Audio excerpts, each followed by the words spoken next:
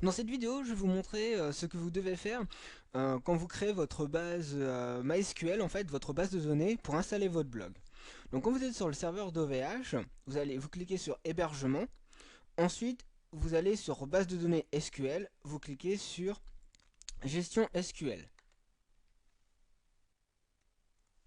Donc vous arrivez sur cette page, gestion SQL, vous cliquez sur le dauphin où c'est marqué une nouvelle base de données.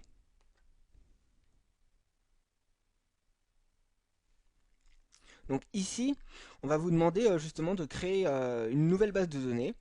Donc vous allez utiliser alors, le type de base, donc votre base MySQL incluse.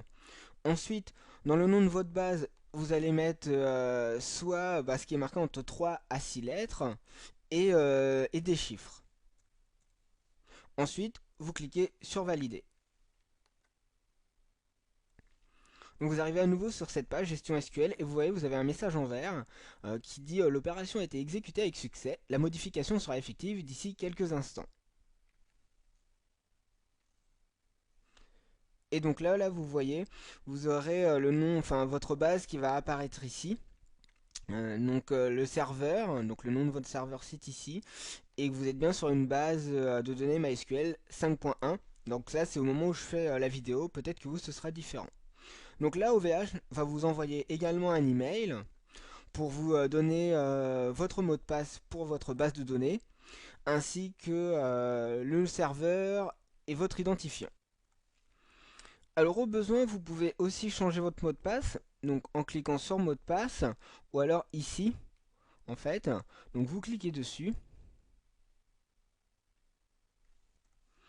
et vous arrivez sur cette page, et là vous allez faire le changement de mot de passe. Donc vous tapez une première fois votre mot de passe, une seconde fois votre mot de passe ici. Et une fois que vous avez tapé votre mot de passe deux fois, vous cliquez sur valider.